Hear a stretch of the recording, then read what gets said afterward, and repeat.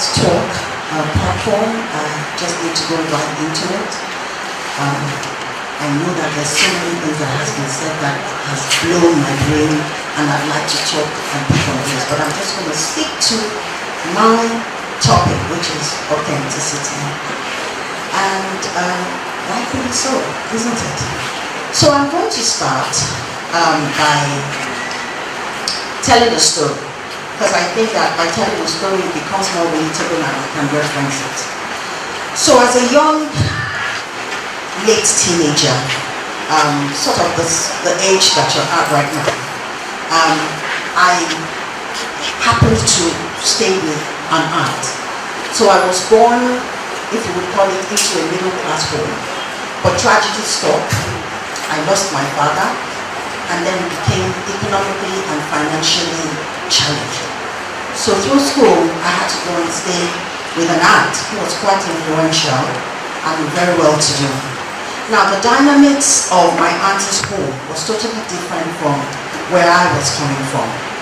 And so I got in there as a young teenager, and I swung into the culture that was existent there.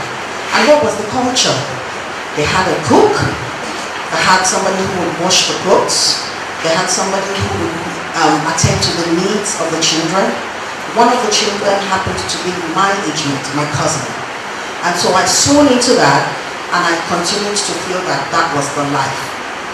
Now, over time, a few months down the line, I realized that I wasn't getting the sort of presence or the sort of appreciation that I thought that I would as my auntie's niece or my cousin's cousin, as it were. And so it was difficult for me. At some point, I thought that they just hated me, because it just seemed like everything I was doing wasn't right. And I was absolutely just replicating what my cousin, who is my age mate, what she was doing. She had friends, we would go out, we would fraternize, and what. So one day, I sat back, and I started to think, why is there a disconnect? And then my evaluation started to roll. You are not one of them. You are a child and the daughter of so and so.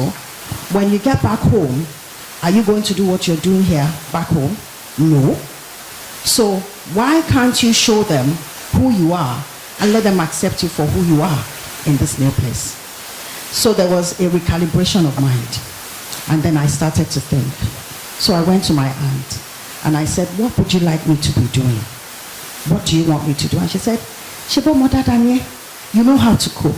You know how to wash. You know how to do things. You know how to carry. Can't you teach your cousins how to do this? And so I swung into that action. I became that person, the rallying point in that home. I became the one who would draw the timetable for food. I became the one who would supervise and guide the people who were working. I basically became the manager. And that was my first lesson as an authentic person.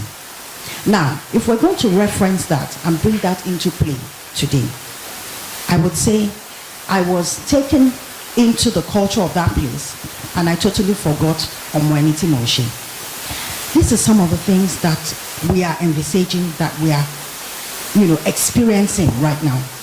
A lot of people have come into the place conforming to a particular culture, forgetting where they are coming from. Our society has come to a place where there is some facade, and the fear of being original has become so endemic. People would rather conform than be who they really should be. What else has affected our space? The influence, pressure. My cousin didn't know any different. I can't say to you that she was not authentic, because she didn't know any different. Right? Now, because she was, leading and trending, quote and unquote, for me, what I needed to do as an authentic person was to be my person so that I'll be comfortable. Now, I need you to understand why the topic authenticity is important today. When you latch on to a persona that is not inherently based on your value, that is not inherently based on your normative frame or your philosophies, because your culture, who you are, how you were born, your environment, all compose the part of what your philosophies are, right? When you digress from a value and a culture like that, what it means is that you are living a persona that you are not comfortable with. So you have to continue to pile on that personality because you're using somebody else's persona or using somebody else's value to drive your own value. The truth about it is that it can be very hectic. It can be very, very strenuous mentally because you have to keep figuring out, if it was Shola, what would she do? Because Shola is an extrovert and I'm an introvert. So what would Shola do in this case? Oh, Shola would probably sing, let me too try, let me too. But because that is not how you were inherently designed, that is not your DNA, then you have to continue to work, permutate, calculate, manipulate. And that in itself can be very, very strenuous. So as society, I want us to, sort of interrogate what we have going on.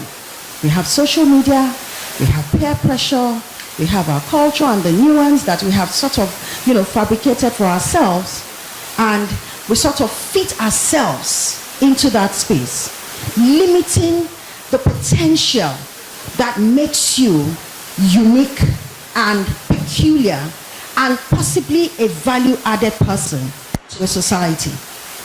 And so you're killing yourself.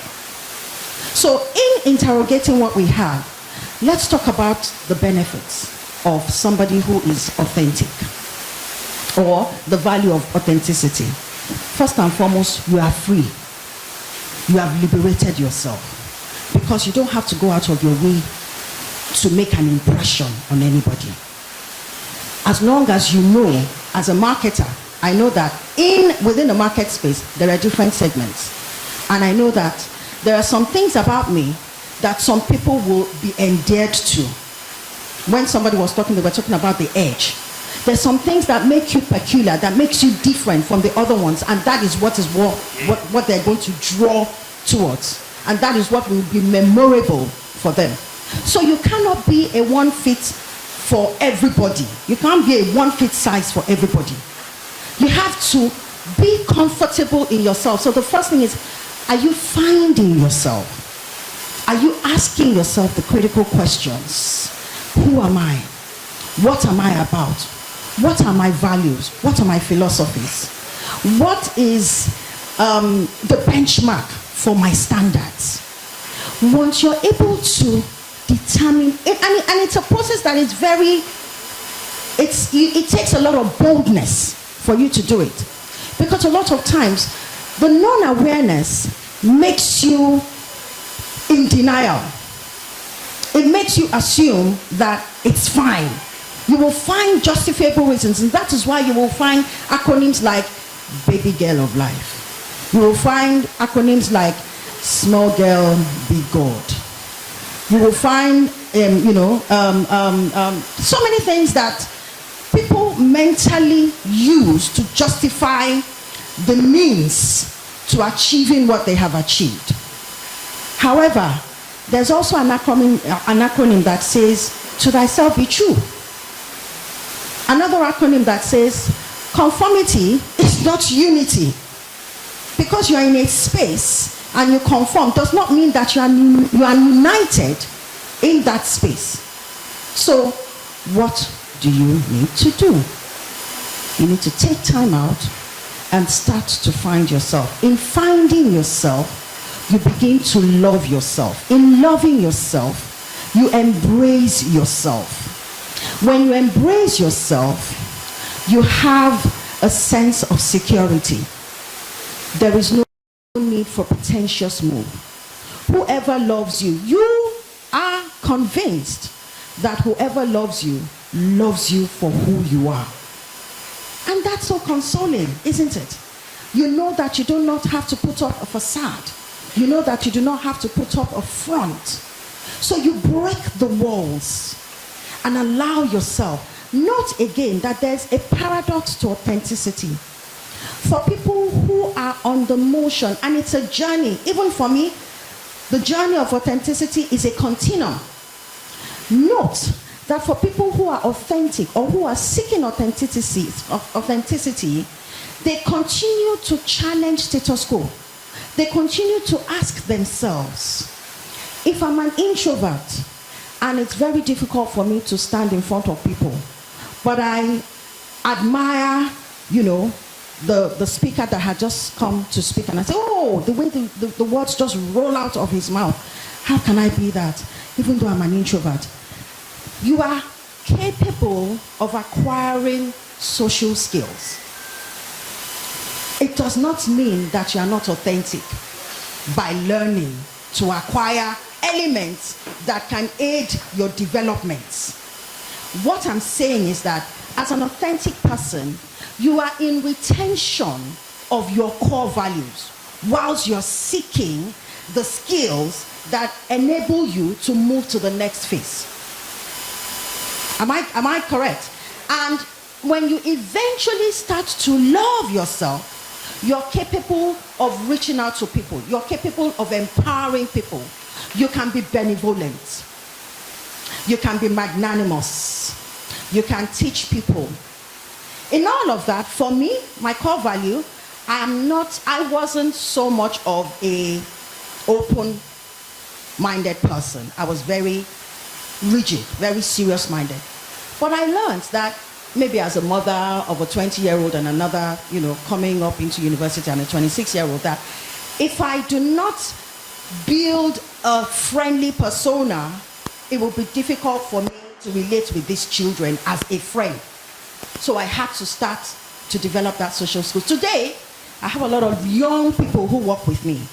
A lot of young people who I speak to on a daily basis. I dance, I sing. I generated all of that because I had to build that into the authentic person that I am. However, I'm also a disciplinarian. I'm quite strict. You come to me to be my mentor, for me to be your mentor, I will tell you, give me a profile of your vision. As I know that a lot of young people do that. So today, in line with my authenticity, I had prepared a slide.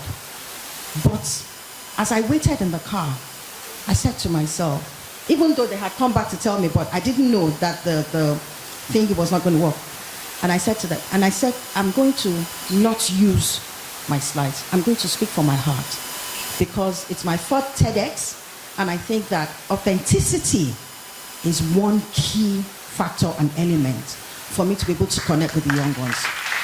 Thank you so much for this time, and looking forward to more opportunities.